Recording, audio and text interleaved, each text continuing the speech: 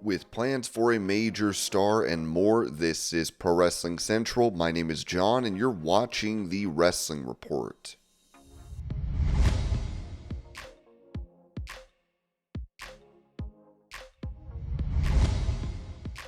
Opening up on what it was like to work under Vince McMahon, WWE Chief Content Officer Triple H told the High Performance Podcast, when you learn, especially from mentors, you learn what to do and what not to do. There were things that bothered me about the way he did things, certain things with his personality. He would run things totally different than I would. He was much more controlling, especially as he got older. When we started DX, we were just doing our own thing. Nobody was scripting anything. Most times we were coming back and he was mad at us and screaming at us. We're gonna get thrown off the air. God damn it, don't do that again. We were just like, whatever, and we'd do it again the following week. Then there was a point where that started to work and we started to really get over. Now, all of a sudden, we show up to TV one week and they hand us a script. What is this? It's what Vince wants you to say tonight. I was much newer. Shawn Michaels was Shawn at the time. We had the argument with him and he said, that's what I want you guys to do. Just go do it. Shawn crumpled up the piece of paper and said, I ain't saying any of this. Threw it at Vince and we walked out of the office. I was like, wow, we're getting fired. Pat Patterson would come to me like, Vince wants to do this thing and it's so stupid. Let's do this instead. I'd tell him, Pat, I talked to him until I was blue in the face. You go talk to him.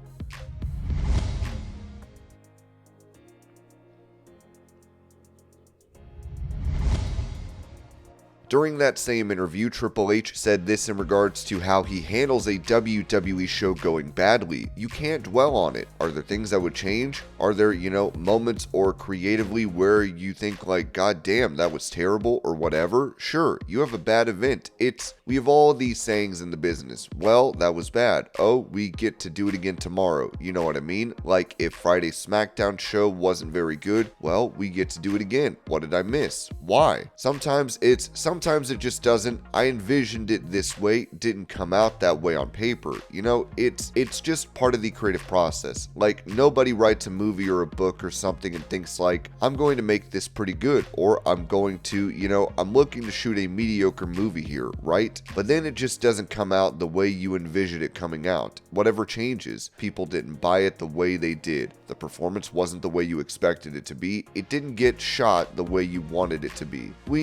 Our stuff's live, right? So if there's an emotional moment, you need to capture it, and it's just doing the wrong camera shot. When the emotion happens and you're like, God, they missed it. Like, oh my God, right? And you just think like, that just didn't work the way I wanted it to. But that's okay. Like, why didn't it work that way? Like, why? And sometimes there's reasons, and sometimes it's just the way it worked out. It didn't click. So you just got to get back into the next creative groove and go, and you have to be careful that it doesn't become a rut. That you start to I think about it in sports all the time. People get themselves into slumps, hitting in baseball or whatever, because they start to lose their confidence, start to lose their thing. Like, you can't do that to yourself. You get past the things that worked, you feel good about the things that worked, you revel in that for a moment, you kick yourself for a minute about the stuff that didn't work, and then you move on. And it's never like, hey, how great are we at this? Because that can be this in a moment. And it's never, how terrible are we at this? Because that can be great in a moment. It's just, you just have to keep working your ass off to be great, to deliver something great at all times, and forget about the past. It always exists.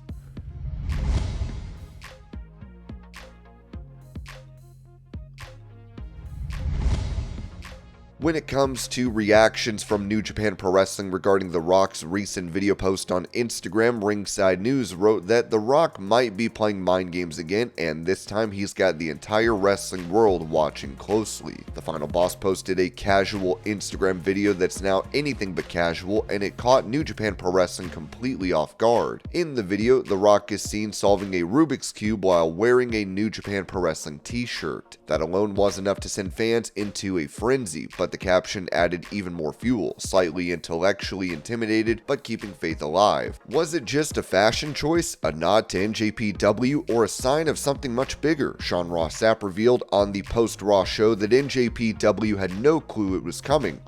It caught everybody by surprise. They had no frame of reference for it. There was little information there. In other words, The Rock didn't give anyone a heads up, and NJPW was just as confused as the fans. It's not unusual for The Rock to keep fans guessing. He's known for his calculated teases and playing the long game when it comes to big reveals. But given that WrestleMania 41 is days away, and his involvement in WWE storylines is already heating up, this cryptic NJPW nod couldn't have come at a more interesting time.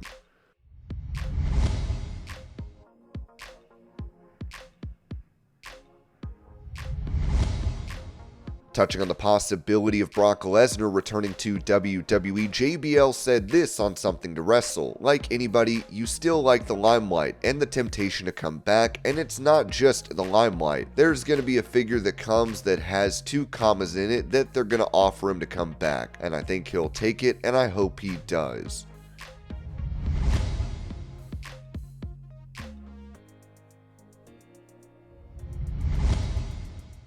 Going over a threat to expose the issues in AEW, Ringside News noted that Mark Henry isn't one to sugarcoat things, and if All Elite Wrestling wants to open that door, he's more than ready to kick it in. The WWE Hall of Famer recently sat down for a no-holds-barred interview with Poker Scout, where he touched on everything from dream WrestleMania matches to his son's future in WWE. But it was his comments about AEW that really turned heads. After spending 3 years with the company, Henry walked away in May of 2024 and made it clear that not everything was sunshine and handshakes behind the scenes. "You know what, I had a good time at AEW despite the fact there were a couple of incidents that I won't talk about unless they start talking about it," Henry said. "If they start talking about it, then I'm going to blast them because those were issues that related to me leaving." While Henry didn't go into details, his tone made it clear there's plenty more he could say if provoked. He added that there's still respect for the talent in AEW even if things didn't end on the best of terms. "I met a lot of really cool people, some unbelievable talent, and I have a lot of respect for people in that organization and I wish them well." Henry's departure from AEW came after he was largely used in a backstage role and appeared only occasionally on screen. He recently returned to WWE, confirming that licensing conflicts with Fanatics cost him big money appearances while he was unsigned. "I lost money because I was not with the company," he admitted. "So we went to the negotiation table and here I am." Now back under the WWE umbrella, Henry seems fully focused on the future, both his own and his son Jacob's, who he says could be in a WWE ring within 3 years. But if AEW wants to stir things up, Henry isn't shying away. "If they start talking, then I'll talk," he warned, "and when I talk, people listen."